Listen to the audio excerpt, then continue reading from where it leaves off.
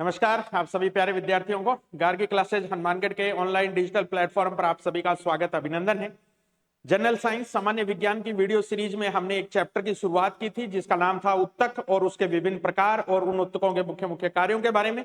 पिछले video lecture के अंदर हमने एक महत्वपूर्ण उत्तक जो हमारे मानव शरीर के अंदर सबसे ज्यादा मात्रा में पाया जाता है, जिसको हम संयोजी उत्तक का नाम दे रहे थे, उसके अंदर हमने एक पार्ट डिस्कस किया था ब्लड या रक्त के रूप में, यानी कि रक्त हमारा एक तरल संयोजी उत्तक का उदाहरण है और रक्त का कंपोजिशन या रक्त का संगठन किस प्रकार का होता है, उसमें कौन कौन सी चीजें पाई जाती है, वो तमाम बातें हमने वीडियो लेक्चर फर्स्ट के अंदर डिस्कस की थी।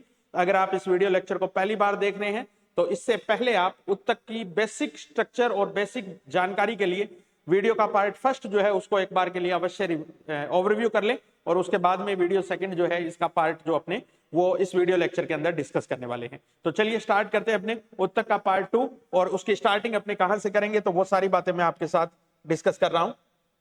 चलिए देखिए, उत्तक शब्द जो है इसकी मैंने आपको बताया था कि उत्तक मुख्य रूप से जंतुओं में भी मिलते हैं हमारे पास और पादपों के अंदर भी पादपों के अंदर भी उत्तक जो है वो पाए जाते हैं। और उत्तक किसको बोलते हैं तो ये हमने देख ही लिया था कि इस उत्पत्ति में और कार्य में समान कोशिकाओं का जो समूह होता है उसको हम क्या बोलते हैं, उत्तक बोलते हैं। तो जंतु उत्तक को हमने 4 मुख्य भागों के अंदर विभाजित किया था। इसमें सबसे ज्यादा मात्रा में मिलने वाला जो उत्तक होता है उसको हम संयोजी उत्तक या कनेक्टिव टिश्यू बोलते हैं इंग्लिश के अंदर। दूसरा जो उत्तक इसमें रहता है उसको हमने पेशीय उत्तक का नाम दिया था, मस्कुलर टिश्यू का नाम दिया था। तीसरा उत्तक जो होता है उसको अपने उपकला उत्तक या इंग्लिश में उसको हम एपिथीलियम उत्तक बोलते हैं, एपिथीलियम उत्तक। और चौथा जो उत्तक होता है उसको हम सामान्य रूप से तंत्रिका उत्तक बोलते हैं, नर्वस टिश्यू बोलते हैं हम उसको। तो ये 4 प्रकार के उत्तक जो है वो मानव शरीर के अंदर मुख्य रूप से मिलते हैं। जंतुओं के अंदर हम मानव शरीर की ही बात कर रहे हैं क्योंकि सबसे विकसित जो उत्तक की श्रेणी मिलती है वो अपने ह्यूमन बीइंग या मानव के अंदर ही मिलती है। पादप उत्तक जो है इसके भी आगे हम डिस्कशन करेंगे। ये भी 2 प्रकार के उत्तक होते हैं। एक उत्तक जो होते हैं उनको हम अस्थायी उत्तक बोलते हैं, अस्थायी उत्तक, या इन्हीं को हम एक नाम देते हैं विभज्योतक उत्तक का, विभज्योतक उत्तक, या इंग्लिश में इन्हीं को बोला जाता है मेरिस्टेम उत्तक के नाम से, मेरिस्टेम उत्तक। तो आगे बात करेंगे इनके बारे में डिटेल में अपने। और दूसरे पादपों में मिलने वाले जो उत्तक होते हैं वो स्थायी उत्तक होते हैं, परमानेंट टिश्यूज होते हैं स्थायी उत्तक। तो इनके बारे में अलग से डिस्कशन अपन करेंगे। हमने पिछले वीडियो लेक्चर में जो शुरुआत की थी वो जंतु उत्तकों की थी और उसमें हमने डिस्कशन शुरू किया था संयोजी उत्तक के बारे में। तो संयोजी उत्तक जो होते हैं ये मुख्य रूप से मैंने बताया था मानव शरीर के अंदर 2 मुख्य संरचनाओं का निर्माण करते हैं। एक हमारा शरीर का रक्त वाला भाग जिसको ब्लड बोलेंगे, अपने रुधिर बोलेंगे। तो रक्त के बारे में हमने कंप्लीटली वीडियो फर्स्ट के अंदर डिस्कशन कर लिया था। दूसरा इसका जो भाग होता है उसको हम कंकालीय उत्तक बोलते हैं, स्केलेटन टिश्यू बोलते हैं, कंकालीय उत्तक बोलते हैं। तो आज जो हमारा वीडियो लेक्चर डिपेंड रहने वाला है वो एक तो कंकालीय उत्तक के बारे में डिस्कस करेंगे हम, और दूसरा कंकालीय उत्तकों से जुड़ा हुआ ही एक महत्वपूर्ण उत्तक जिसको हम मस्कुलर टिश्यू या पेशीय उत्तक के नाम से बोलेंगे, उसके बारे में भी डिस्कशन करेंगे। तो चलिए अपने स्टार्टिंग करते हैं सबसे पहले कंकालीय उत्तक के बारे में। कंकालीय उत्तक देखिए आप, हमारे शरीर का जो कंकाल है, ये कंकाल मुख्य रूप से हमें हमारे शरीर जो है उसको यांत्रिक सहारा प्रदान करने का काम करता है। यानी कि हम जिस बॉडी शेप के अंदर काम कर पाते हैं, हमारे शरीर का जो ढांचा है, स्ट्रक्चर है, वो गतिशील हो पाती है या वो स्ट्रक्चर को संबल जो प्रदान करता है वो उत्तक हमारा कौन सा होता है, यांत्रिक उत्तक के रूप में कौन सा, कंकालीय उत्तक। तो हमारे शरीर की आकृति को बनाए रखना, हमारे शरीर की यांत्रिक सहारा प्रदान करना, हमें विभिन्न प्रकार के कार्यों को करने में सक्षम बनाना, ये सारी बातें जो है वो हमारा कौन सा उत्तक हमें प्रदान करता है, कंकालीय उत्तक। दूसरा, ये हमारे शरीर को सुरक्षा प्रदान करने का काम भी करता है, हमारे शरीर को प्रोटेक्शन प्रदान करने का काम भी करता है। हमारी चोटों से और से बाहरी आघातों से हमारी शरीर के आंतरिक जो अंग होते हैं उनको क्या प्रदान करता है, सुरक्षा भी प्रदान करता है। अब इस कंकालीय उत्तक का निर्माण जो है वो मुख्य रूप से 2 स्ट्रक्चर से होता है। यानी कि हमारे शरीर में कंकाल से जुड़ी हुई 2 मुख्य चीजें पाई जाती है। एक हमारे पास अस्थि होती है, अस्थि जिसको बोन बोल सकते हैं अपने इंग्लिश में, बोन, हड्डी जिसको सामान्य भाषा में हम बोलते हैं। और एक होती है हमारे पास उपास्थि, उपास्थि इंग्लिश में बोले तो कार्टिलेज, कार्टिलेज। तो ये 2 संरचनाएं मिलकर के हमारे शरीर का कंकाल बनाती है। अब अस्थियों की संख्या कितनी होती है, अस्थियां कौन से प्रकार की होती है, ये सारी बातें हमारे सिलेबस में अभी हम डिस्कस नहीं करेंगे क्योंकि अपने स्कूल व्याख्याता भर्ती का विशेष रूप से अगर मैं कहूं तो टॉपिक नहीं है, वहां टॉपिक टिश्यू है। टिश्यू के अंदर हम सिर्फ यही देखेंगे कि इन अस्थियों का निर्माण करने वाली कोशिकाएं किस प्रकार की है और अस्थि की संरचना में हमें कौन कौन सी चीजें देखने को मिलती है, कितने प्रकार हैं, कौन से भाग में कंकाल में कौन सी अस्थि पाई जा रही है। ये सारा मनुष्य का कंकाल तंत्र वाला टॉपिक रहता है, जो अलग टॉपिक है, उसके बारे में मैं यहाँ कोई भी डिस्कशन आपसे नहीं करूंगा। तो मैं आपको बता रहा था कि कंकालीय उत्तक जो होता है हमारा, वो दो मुख्य चीजों से मिलकर बना होता है, एक अस्थि के रूप में और दूसरी हमारे पास क्या होती है, उपास्थि के रूप में। अब अगर अपने अस्थि और उपास्थि में बेसिक सा एक अंतर देखना चाहें, अगर वो हम समझ लेंगे तो हमारे सारे कंसेप्ट क्लियर हो जाएंगे।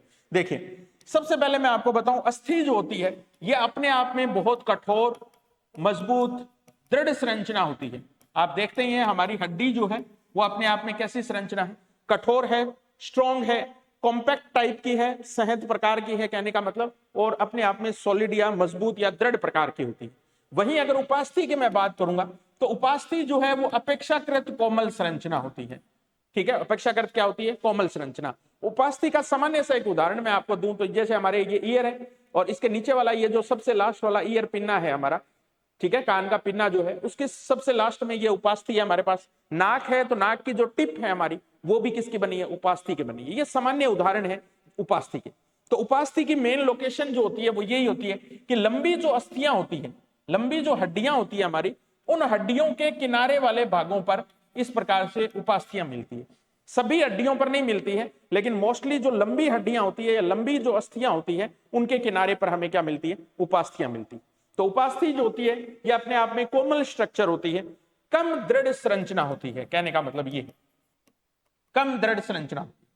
ठीक, अब दूसरी बात अगर अपने देखें तो अस्थि जो होती है, अस्थि चारों तरफ से अपने एक आवरण से घिरी होती है। अस्थि के चारों तरफ क्या पाया जाता है, आवरण पाया जाता है। अस्थि के चारों तरफ मिलने वाला जो आवरण होता है उस आवरण को पेरिओस्टियम कहा जाता है, पेरिओस्टियम कहा जाता है। हड्डी के चारों तरफ या अस्थि के चारों तरफ मिलने वाला आवरण, विज्ञान में जहां भी पेरी शब्द आ जाए इसका मतलब चारों तरफ की बात कर रहे हैं, पेरिओस्टियम। हड्डी को वैसे भी हम ओस्टियम शब्द से बोलते हैं, तो ये पेरिओस्टियम आवरण है, इसके चारों तरफ मिलने वाला जो आवरण होता है इसका नाम है पेरिओस्टियम। जबकि उपास्थि के चारों तरफ मिलने वाला जो आवरण होता है उस आवरण को पेरिकोंड्रियम कहा जाता है, पेरिकोंड्रियम कहा जाता है उसको। तो ये उपास्थि के चारों तरफ भी एक आवरण पाया जाता है, ये एक परत पाई जाती है जो उपास्थि को घेरे हुए होती है। उस परत को यहां तो हम पेरिओस्टियम बोल रहे हैं और उपास्थि के संदर्भ में हम इसको क्या बोल रहे हैं, पेरिकोंड्रियम बोल रहे हैं। अब अगर अपने अस्थि के अंदर वाली साइड में जाए तो अस्थि के अंदर अगर हम देखेंगे तो अस्थि के अंदर एक खोखली गुहा पाई जाती है। ये जो संरचना होती है ये अंदर से खोखली होती है। जैसे आपने किसी जंतु की अगर हड्डी देखी हो या किसी मानव की हड्डी देखी हो तो उस हड्डी के अंदर क्या पाई जाती है, गुहा पाई जाती है, एक खाली जगह पाई जाती है। तो कहने का मतलब ये हुआ कि अस्थि जो होती है ये अपने आप में अंदर से खोखली होती है, अंदर से क्या होती है, खोखली संरचना होती है। ठीक, जबकि यहां अगर अपने बात करेंगे तो अस्थि जो होती, उपास्थि जो होती है ये अपने आप में खोखली संरचना नहीं होती है, कहने का मतलब इसमें गुहा नहीं पाई जाती। अस्थि के अंदर गुहा पाई जाती है और इसके अंदर गुहा नहीं पाई जाती। अब अस्थि के अंदर जो गुहा पाई जाती है, गुहा पाई जाती है, उस गुहा को अपने मज्जा गुहा कहते हैं, मज्जा गुहा। इंग्लिश में इसको हम बोलेंगे मेरो कैविटी, मेरो कैविटी। यानी कि अस्थि के अंदर मिलने वाली ये जो खोखली गुहा है या खोखली कैविटी है, उस कैविटी का नाम क्या है, मज्जा गुहा। जबकि उपास्थि के अंदर इस प्रकार की कोई गुहा हमें दिखाई नहीं देती है। अब इस मज्जा गुहा के अंदर किनारे वाले भागों पर और अंदर वाले भागों में एक द्रव पदार्थ भरा हुआ होता है। यानी कि ये जो गुहा है, मान लो मैं आपको स्ट्रक्चर के रूप में समझाऊं, जैसे ये अस्थि है हमारी, इस अस्थि के अंदर ये गुहा है, इस गुहा के अंदर तरल पदार्थ भरा हुआ होता है, तरल पदार्थ भरा हुआ होता है। उस तरल पदार्थ या उस द्रव पदार्थ को बोलते हैं बोन मेरो, बोन मेरो। इसको हम बोल सकते हैं अस्थि मज्जा, अस्थि मज्जा। कहने का मतलब अस्थि है हमारी, एक बोन है, उस बोन के अंदर एक गुहा पाई जा रही है और उस गुहा के अंदर भरा हुआ जो तरल पदार्थ होता है उस तरल पदार्थ को हम क्या बोलते हैं, बोन मेरो बोलते हैं।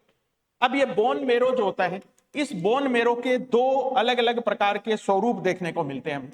एक को हम बोलते हैं लाल अस्थि मज्जा, रेड बोन मेरो बोलते हैं इसको, लाल अस्थि मज्जा।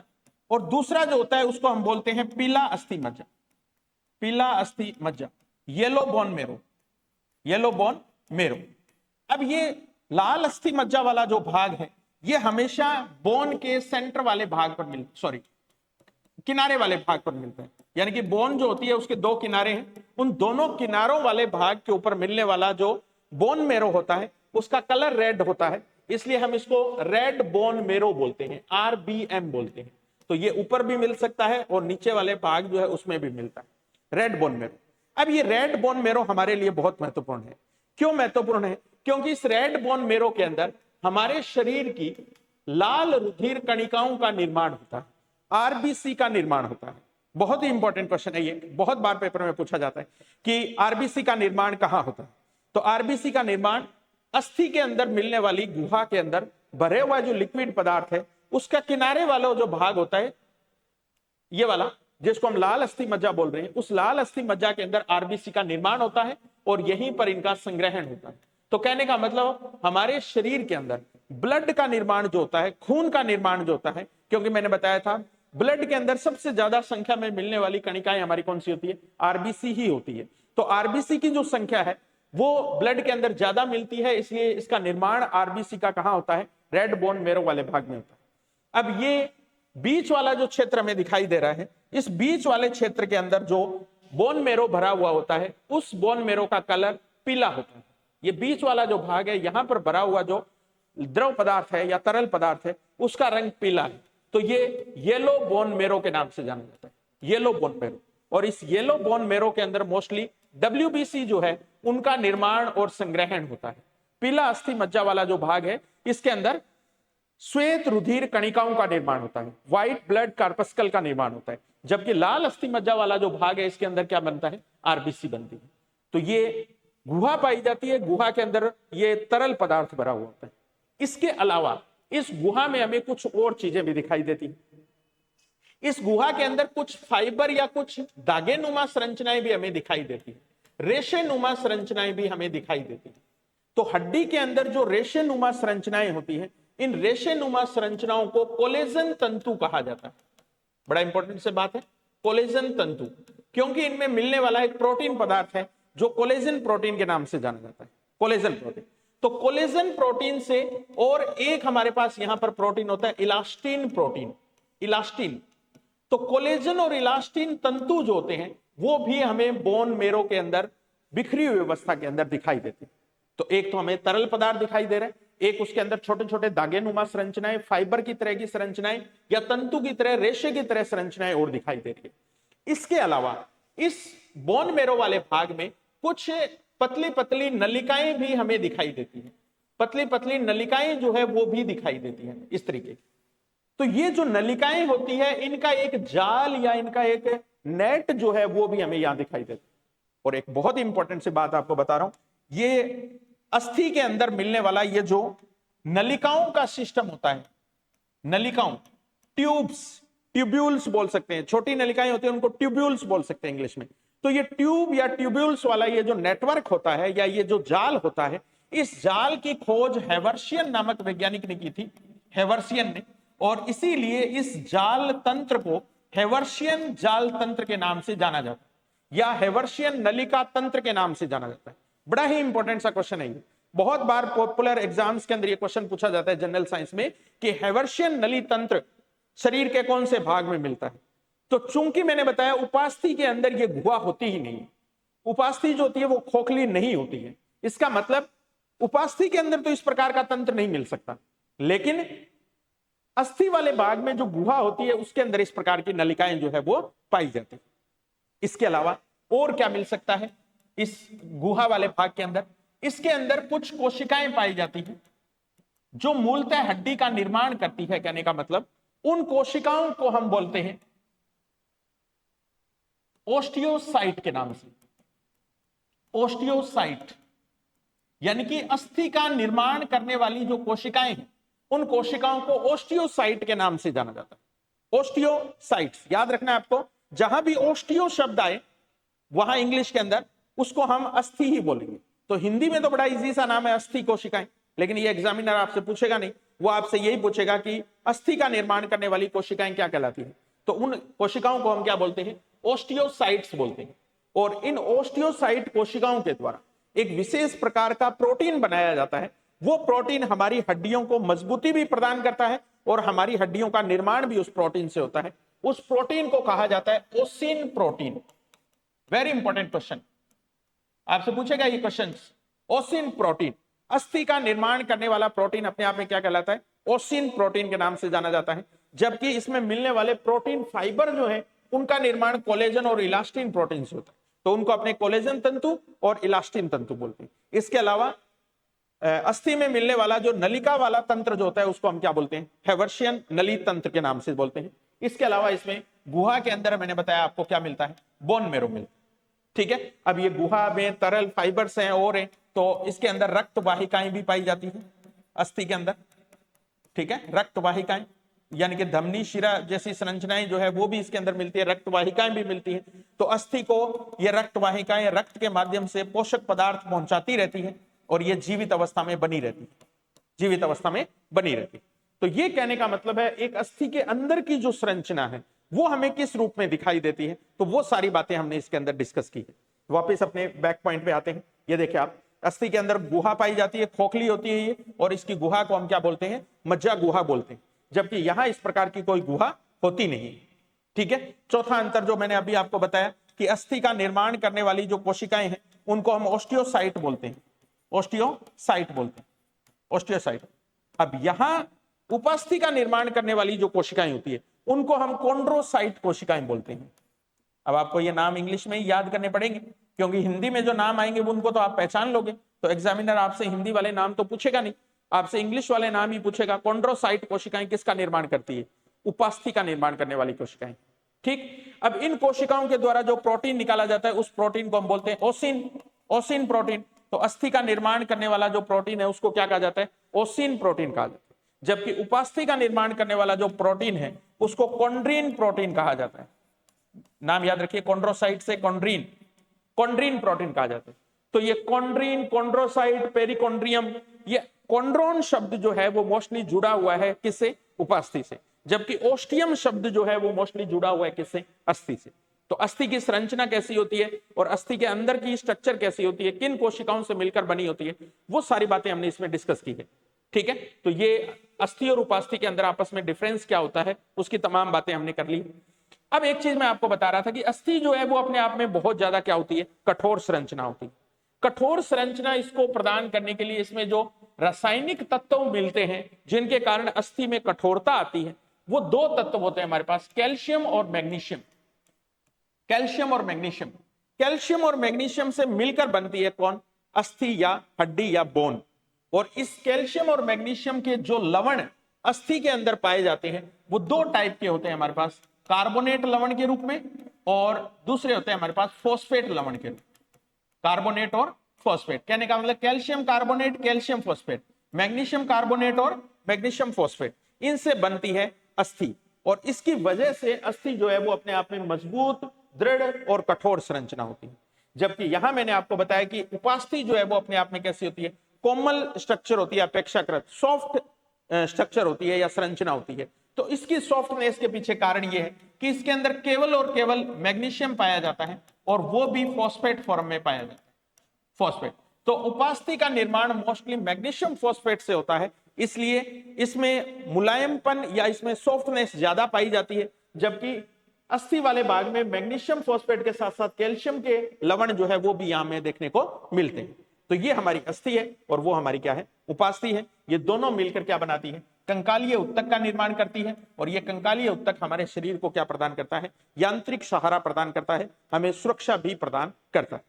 ठीक, अब अगर अपने नेक्स्ट टिश्यू या उत्तक की बात करेंगे तो हम देखेंगे कि उसका संबंध जो है वो डायरेक्टली इसी उत्तक के साथ है और उस उत्तक को हम बोलेंगे पेशीय उत्तक। देखिए आप, पेशीय उत्तक। चलिए इससे पहले मैं आपको, चलो पेशीय उत्तक के बारे में बात करते हैं पहले अपने, फिर मैं आपको बताऊं पेशीय उत्तक। देखिए मस्कुलर उत्तक, तो इसका निर्माण करने वाली जो कोशिकाएं हैं वो हमारे पास पेशी कोशिकाएं हैं, पेशी कोशिकाएं हैं। इस उत्तक का निर्माण करने वाली कोशिकाओं को हम क्या बोलेंगे? पेशी कोशिका। अब ये पेशियां होती क्या है और ये किस लिए हमारे बॉडी के अंदर ये टिश्यू क्या काम करता है?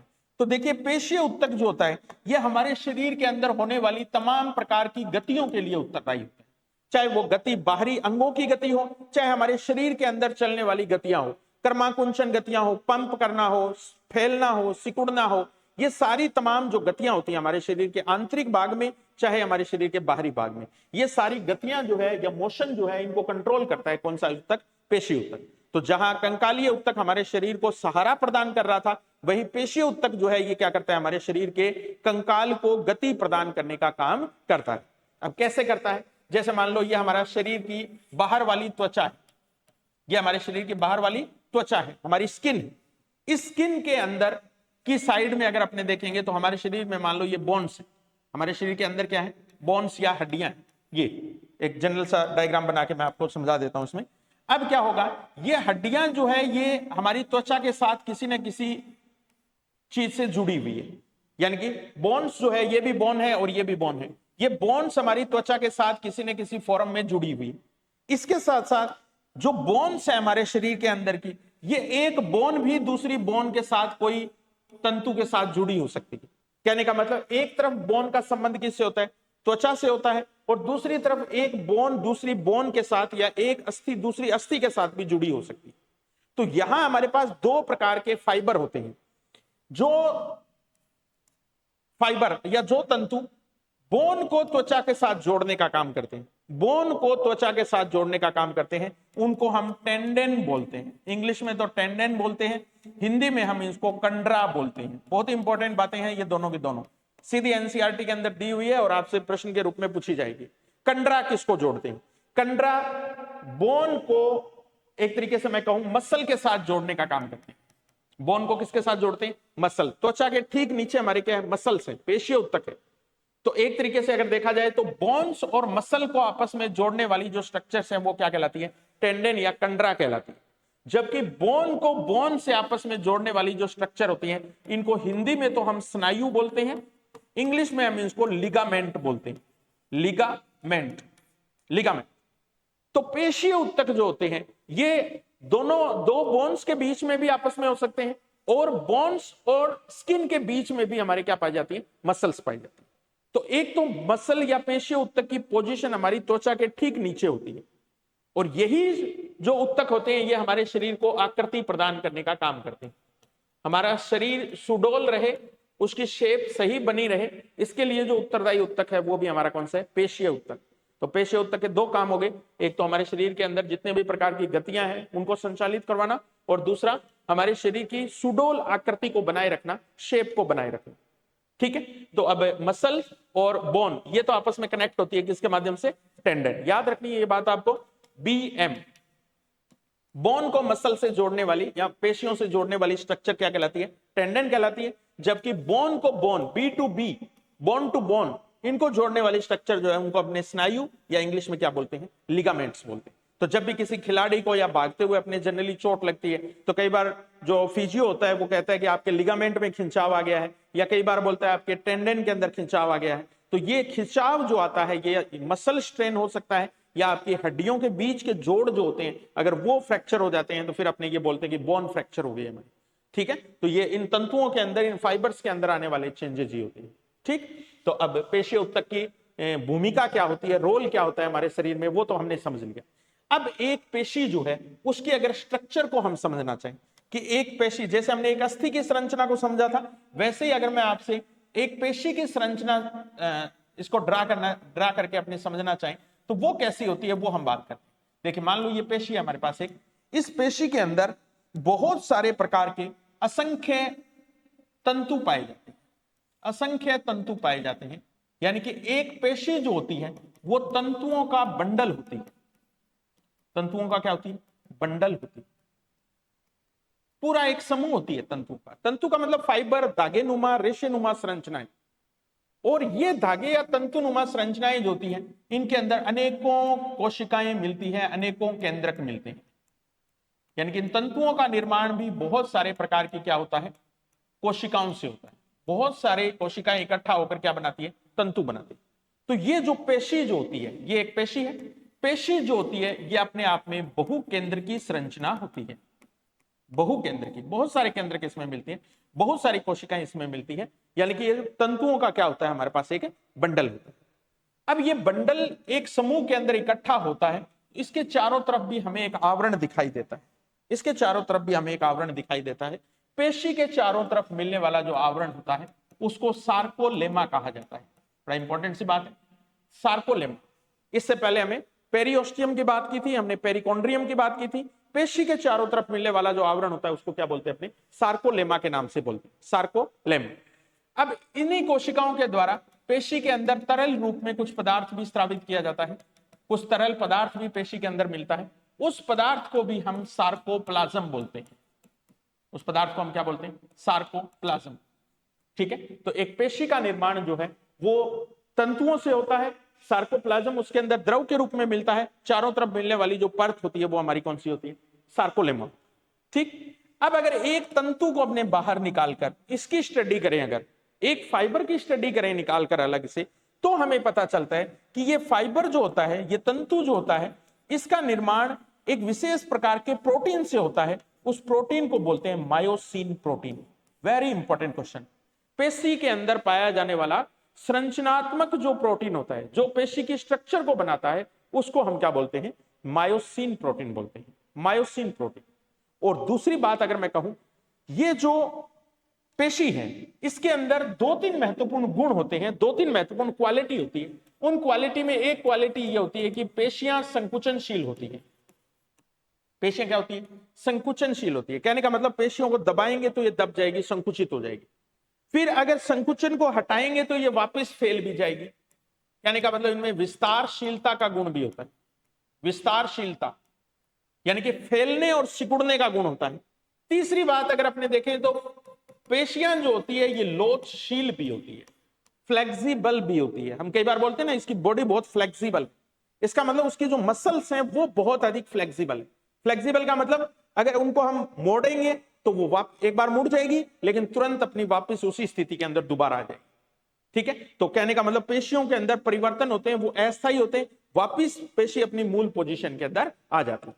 और अगर अंतिम इसका गुण मैं बताऊं आपको चौथा, तो पेशियों के अंदर उत्तेजनशीलता का गुण भी पाया जाता है। उत्तेजनशीलता, उत्तेजनशीलता का हमारा मतलब इस चीज से है, उत्तेजनशीलता कि अगर इसको बाहर से कोई उद्दीपन देंगे हम, मान लो आपके शरीर के बॉडी के ऊपर कोई सुई चुभाएंगे, तो मसल जो है वो भी उसको क्या कर लेगी, अचीव कर लेगी, उसको ग्रहण कर लेगी, फिर तंत्रिकाओं के माध्यम से हमारे माइंड तक उसको पहुंचा देगी। तो पेशी उत्तक की चार महत्वपूर्ण बातें होती है। एक इसके अंदर क्या होती है, संकुचनशीलता होती है, एक इसके अंदर विस्तारशीलता का गुण पाया जाता है, लोचशीलता फ्लेक्सिबिलिटी का गुण पाया जाता है, और उसमें उत्तेजनशीलता का गुण होता है। तो इन गुणों के लिए इस तंतु के अंदर पाया जाने वाला एक प्रोटीन उत्तरदायी होता है, जिसको एक्टिन प्रोटीन बोलते हैं, एक्टिन प्रोटीन।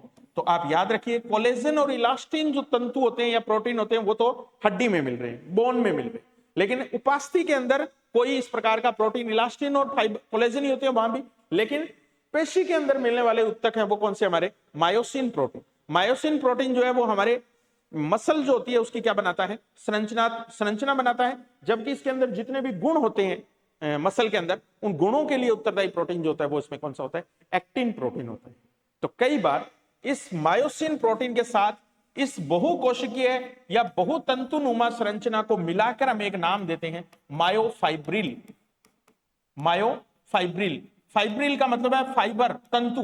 तो जिस तंतु के अंदर मायोसिन प्रोटीन पाया जाता है उनका एक ग्रुप अगर अपने देखें तो इस ग्रुप वाले बंडल को हम क्या बोलते हैं, मायोफाइब्रिल बोलते हैं, मायोफाइब्रिल बोलते हैं। ठीक है, तो ये एक पेशी की स्ट्रक्चर मूल रूप से कैसी होती है, उसके अंदर कौन सी कोशिकाएं पाई जाती है, उसकी सारी की अपने बातें इसके अंदर डिस्कस की थी।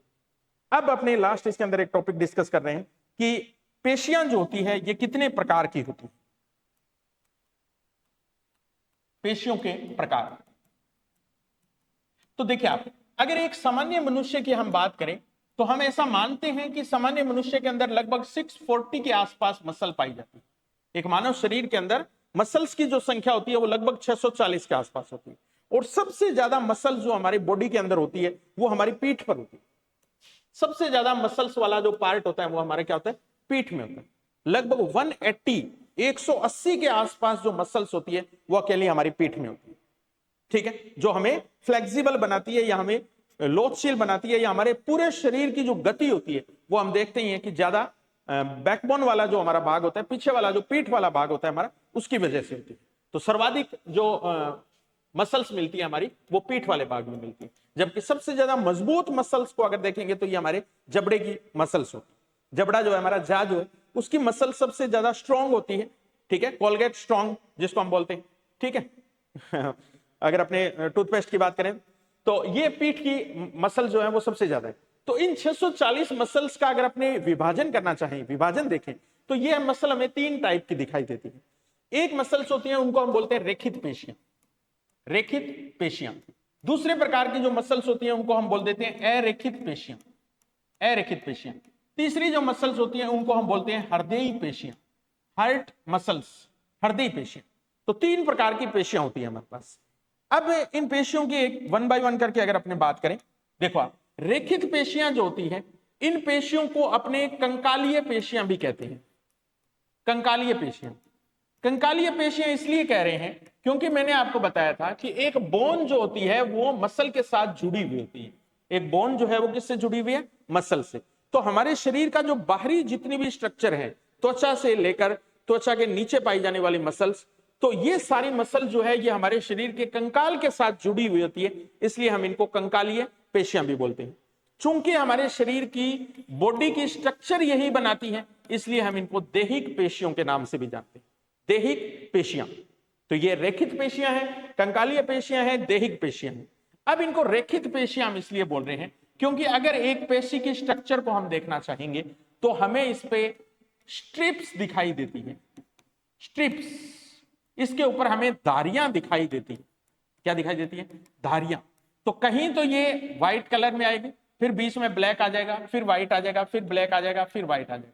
तो इस तरीके से अगर हम एक पेशी की स्ट्रक्चर को देखेंगे तो उसमें हमें पट्टियां दिखाई देती है काले और सफेद रंग की, इसलिए इन पेशियों के अंदर हम ये कहते हैं कि इनमें क्या पाई जाती है? धारियां पाई जाती है। तो हमारे पूरे बॉडी के बाहर वाली, चाहे हाथों की है, पैरों की है, स्किन के नीचे की पेशियां है, ये सारी पेशियां जो है वो किस प्रकार की है? रेखित प्रकार की पेशियां। तो कहने का मतलब हमारे शरीर का टोटल जो पार्ट होता है उसकी 40% मसल्स जो है वो हमारी कैसी होती है? रेखित प्रकार की ही होती है। तो हमारी बॉडी का सर्वाधिक निर्माण जो है वो इन्हीं रेखित पेशियों के द्वारा, ठीक है। तो ये तो इनके कुछ नाम थे जो मैंने आपको बताए। अब ये पेशियां जो होती है, जब इन पेशियों के अपने प्रकृति की बात करें तो ये पेशियां जो होती है इनको हम ऐच्छिक पेशियां भी बोल देते हैं।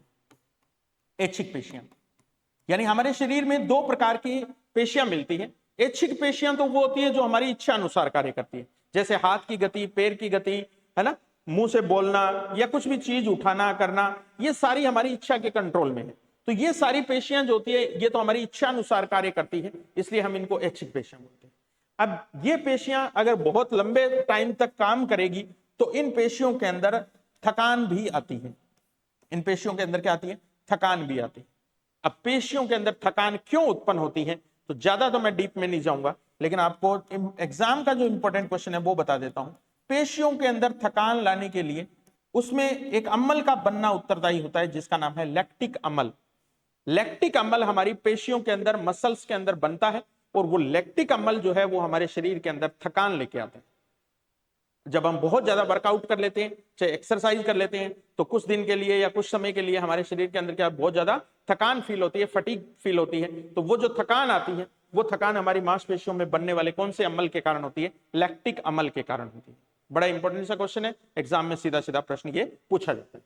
अब रेखित पेशी की अगर अपने एक स्ट्रक्चर की बात करेंगे तो रेखित पेशी के अंदर बहुत सारी कोशिकाएं मिलती हैं, बहुकोशिकीय या मैं कह दूं बहुकेंद्रकीय कोशिकाएं होती हैं इसके अंदर। ये स्ट्रक्चर जो है वो बहुकेंद्रकीय प्रकार की होती है। आपको दिखने में दिख रहा है ये लंबी मसल्स होती है अपने आप में, और अगर इनकी आकृति देखोगे आप तो इनको आपको बेलनाकार आकृति में ये दिखाई देती है। तो लंबी, बेलनाकार और बहुकेंद्रकीय प्रकार की जो पेशियां होती है वो हमारी कौन सी होती है? रेखित पेशियां होती है। इनकी विशेषताएं भी साथ साथ आप याद करते जाइए। लंबी है, बेलनाकार है और इनमें केंद्रक की संख्या क्या है? बहुत अधिक मिलती है, ठीक है। केंद्रक अधिक होने का मतलब यह है कि कोशिकाएं अधिक है और कोशिका जितनी ज्यादा होगी उसके अंदर माइटोकॉन्ड्रिया उतने ही ज्यादा होंगे, और माइटोकॉन्ड्रिया ही हमारी कोशिका का क्या होते हैं? पावर हाउस होते हैं, यानी कि हमारे शरीर को ऊर्जा देने वाले होते हैं। तो इनको काम ज्यादा करना पड़ता है, इसलिए इनके अंदर क्या होती है? थकान लाने वाली जो या उससे रोकने वाली एनर्जी जो होती है उसकी ज्यादा जरूरत पड़ती है अपने को। अब दूसरे प्रकार की पेशियां, उनको अरेखित पेशियां बोलते हैं। अब इसके नाम के साथ ए जुड़ गया है, इसका मतलब इसके जितने भी गुण हैं उनके ठीक विपरीत गुणों वाली जो मसल्स है हमारी, वो कौन सी होगी? अरेखित प्रकार की पेशियां होगी। तो इनकी क्या विशेषताएं होंगी? इनका कंकाल से कोई संबंध नहीं है। नंबर एक बात तो ये, कंकाल से इनका कोई संबंध नहीं है। इसका मतलब ये हमारे शरीर के आंतरिक भागों में पाई जाती है, त्वचा के साथ जुड़ी हुई नहीं होगी, आंतरिक भागों में मिलेगी। और आंतरिक भागों में भी वहां मिलेगी जहां खोखले भाग होते हैं, हमारे गुहा वाले जो भाग होते हैं शरीर के अंदर, उन भागों के अंदर ये पाई जाती है। तो गुहा वाले भाग कौन कौन से हमारे? जैसे मान लो हमारी नासा गुहा है, नासा गुहा है हमारे शरीर के अंदर की, श्वास गुहा है मान लो, आहार नाल है हमारे शरीर की, आहार नाल, ठीक है। मुख गुहा है जैसे हमारी मुख गुहा, इसी तरीके से हमारी जैसे पित्ताशय है जैसे हमारा, ठीक है। ऐसे हमारा महिलाओं के अंदर मिलने वाला गर्भाशय है जैसे। तो जहां भी हार्ट को छोड़ दें, हृदय को छोड़ दें, जहां संकुचन और प्रसार करने वाले जितने भी अंग होते हैं हमारे, वो आंतरिक अंगों के रूप में है। वहां जितनी भी हमारे पास मसल्स मिलती है जो उनको संकुचित करती है और जो उनको फैलाती है, वहां सारी की सारी मसल जो है वो हमारी कौन सी होती है? अरेखित प्रकार की मसल्स होती है। इनका कंकाल से कोई संबंध नहीं होता, यह शरीर के क्या मिलती है? आंतरिक भागों में मिलती है। दूसरी बात आगे देखिए, इनके ऊपर धारियां पाई जा रही थी, यहां धारियों नाम की कोई चीज हमें दिखाई नहीं देती है। तो देखिए इन पे स्ट्रिप्स नहीं पाई जाती है, धारियां नहीं पाई जाती, ये भी आप याद रखिए। फिर आगे चलते हैं, ये ऐच्छिक प्रकार की पेशियां हैं। ये ऐच्छिक प्रकार की पेशियां नहीं है, इन पेशियों को हम अनैच्छिक पेशियां बोलते हैं। कहने का मतलब इनके ऊपर हमारा कोई नियंत्रण नहीं है। अगर हमारे आंत के अंदर कर्माकुंचन गति हो रही है, अगर हमारे पित्ताशय के अंदर पित्त जो है वो बाहर निकाला जा रहा है, अगर हमारे मूत्राशय के अंदर मूत्र जो है उसका प्रेशर बन गया और वो बाहर निकल रहा है या संकुचित हो रहा है, तो इनके ऊपर हमारा कोई कंट्रोल नहीं। तो ये अनैच्छिक प्रकार की पेशियां होती है। आगे देखिए आप, इन पेशियों के अंदर थकान आ रही थी, यहां थकान आने वाला कोई सिस्टम नहीं होता, यानी कि इन पेशियों के अंदर किसी प्रकार की कोई थकान महसूस नहीं होती। क्यों? क्योंकि इनके अंदर लैक्टिक अम्ल का निर्माण नहीं होता। अगली बात देखिए, ये लंबी बेलनाकार बहुकेंद्र की प्रकार की थी, यहां ये पतली प्रकार की होगी, बहुत लंबी नहीं होगी, बेलनाकार नहीं होगी, बल्कि इनका स्वरूप तरकुनुमा होगा। तरकुनुमा स्पिंडल शेप होगा, जैसे स्पिंडल शेप ऐसे होता है, ठीक है, ऐसे ऐसे ऊपर से चौड़ा और नीचे से जैसे से आएंगे पतला होता है, जैसे सलगम होता है, सेम उसी प्रकार की स्ट्रक्चर, ठीक है। तो इनको तरकुनुमा पेशियां बोलते हैं अपने। और इसके अंदर बहुकेंद्रक पाया जाता है और यहां ये एक केंद्र की संरचनाएं होती है, एक केंद्र की संरचनाएं होती है, ठीक है। तो इनकी विशेषताएं जो है वो ठीक रेखित पेशी के अपोजिट हमें देखने को मिलती है। तो आपसे प्रश्न पूछ लिया जाएगा, जैसे मूत्राशय के अंदर किस प्रकार की पेशी पाई जाती है, ठीक है, या आपके पित्ताशय में कैसी होती है, श्वास नली आहार नाल के अंदर, छोटी आंत के अंदर किस प्रकार की पेशियां पाई जाती है, ठीक है। तो ये सारी पेशियां जो है वो कैसी है? अरेखित प्रकार की पेशियां। अब हमारे शरीर का एक महत्वपूर्ण अंग बचता है हार्ट, हृदय। तो हृदय के अंदर भी, हृदय जब हमारे शरीर से रक्त को पंप करता है तो एक बार के लिए संकुचित होता है, एक बार के लिए फैलता है, फिर संकुचित होता है, फिर फैलता है। तो कहने का मतलब हार्ट जो है उसके अंदर भी गति हो रही है, उसके अंदर भी कर्माकुंचन जो है वो हो रहा है, उसके अंदर भी वाइब्रेशन हो रहा है। तो ये जो हृदय की दीवार होती है, इस हृदय की दीवार में मिलने वाली जो हृदय की दीवार में मिलने वाली जो पेशियां होती हैं, उन पेशियों को हम बोलते हैं हृदय पेशियां, हृदय पेशियां। अब इन पेशियों की नेचर कैसी होती है तो उसकी अपने बात करते हैं। देखिए आप, देखो हृदय पेशियां रेखित और अरेखित दोनों प्रकार की होती है, रेखित और अरेखित दोनों प्रकार के गुणों वाली होती है, रेखित भी होती है और अरेखित भी होती है। अब रेखित ये इसलिए होती है क्योंकि इनके ऊपर स्ट्रिप्स पाई जाती है, इनके ऊपर धारियां या इनके ऊपर बैंड पाए जाते हैं, काले और सफेद रंग वाले, व्हाइट एंड ब्लैक वाले जो बैंड है वो इन हृदय पेशियों के ऊपर मिलते हैं, इसलिए इनकी प्रकृति कैसी है? रेखित प्रकार की है। लेकिन ये अरेखित इसलिए है क्योंकि अनैच्छिक प्रकार की है, इनके ऊपर हमारा कोई नियंत्रण नहीं है। हम ये कहेंगे कि हार्ट जरा थोड़ा सा स्लो धड़क या हार्ट थोड़ी देर के लिए रुक जा, तो हमें दूसरी बार कहने का मौका नहीं मिलेगा, ठीक है। कहने का मतलब ये अनैच्छिक प्रकार की है, इन पेशियों के अंदर कभी भी थकान नहीं आती है, इन पेशियों के अंदर कभी भी थकान नहीं आती, बस एक बार ही आती है सॉरी जब इंसान को 4 व्यक्तियों की आवश्यकता पड़ती है, तो उस समय हृदय पेशियां जो है उनमें थकान आ जाती है और ये काम करना अपना क्या कर देती है? बंद कर देती है, ठीक, तो ये ऐच्छिक और अनैच्छिक यानी कि रेखित और अरेखित दोनों प्रकार की पेशियों का मिश्रित रूप इनके अंदर देखने को मिलता है। और हृदय पेशियां जो है इनकी खोज करने वाला एक वैज्ञानिक जो पेपर में कई बार पूछा जाता है उसका नाम है पुरकिंजे। हृदय पेशियों की खोज करने वाला जो वैज्ञानिक है वो कौन है? पुरकिंजे। और इस पुरकिंजे ने बताया कि ये हार्ट की जो दीवार में जो ये मसल मिल रही है, ये मसल होती तो सिंगल है लेकिन ये आगे बहुत सारी शाखाओं में बटी हुई होती है। तो ये जो पेशियां होती है ये शाखान्वित प्रकार की पेशियां होती है, यानी कि इनके आगे चलकर अलग अलग ब्रांचेज जो है वो हृदय की दीवारों के अंदर फैली हुई होती है। ठीक है, तो ये अपनी कार्डियक पेशियां होती है या इनको अपने हृदय पेशियां बोलते हैं, जो केवल और केवल हार्ट की जो मूवमेंट्स होती है उनके लिए उत्तरदायी होती है।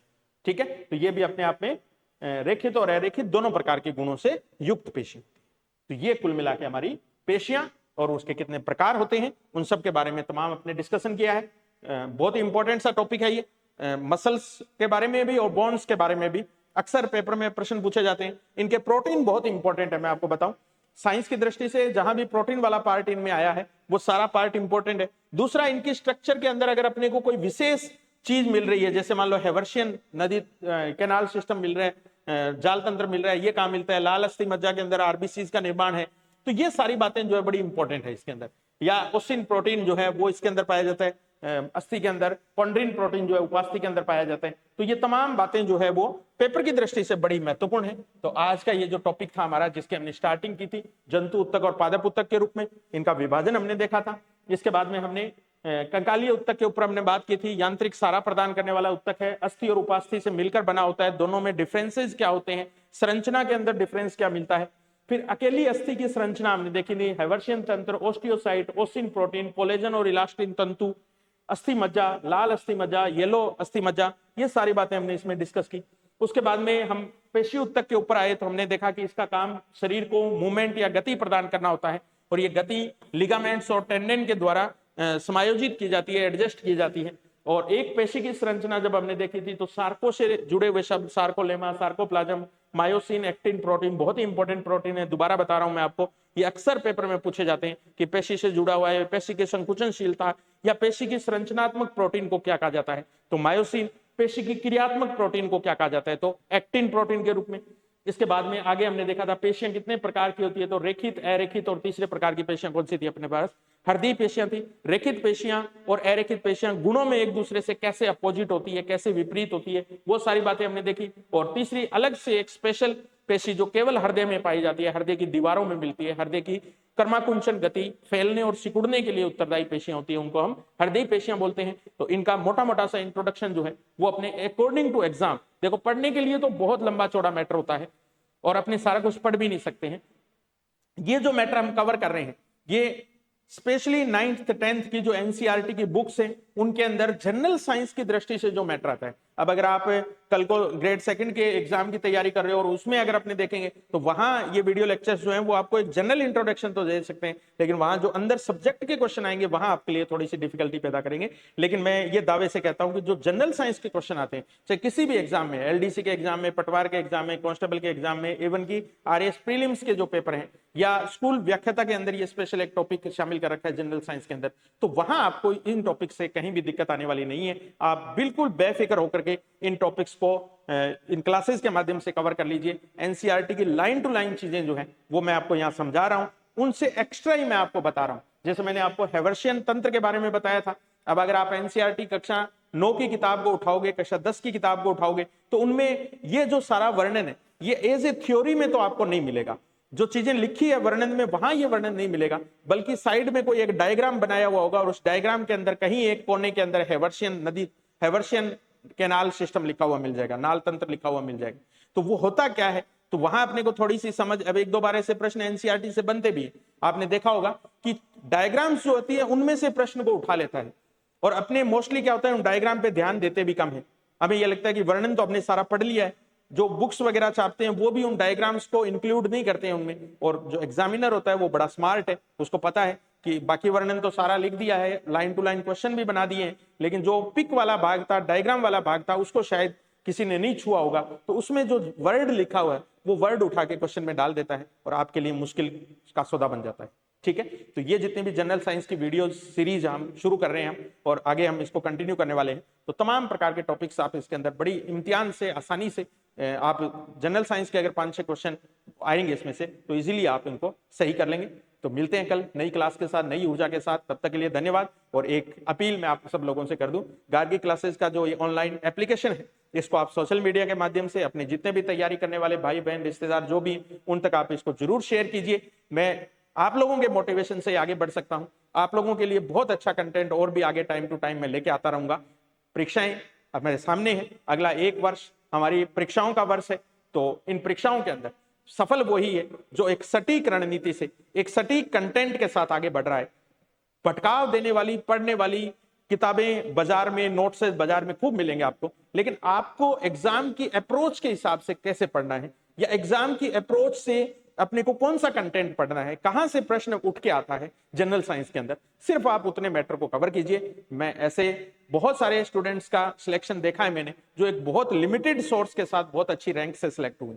रीजन एक ही है, अच्छे राइटर की किताबों से पढ़े, अच्छे कंटेंट से पढ़े, अच्छी डायरेक्शन से पढ़े। उनको पता था कि हमने अगर जनरल साइंस के ये 50 पेज 40 पेज तैयार किए तो इनसे बाहर कुछ जाना नहीं है।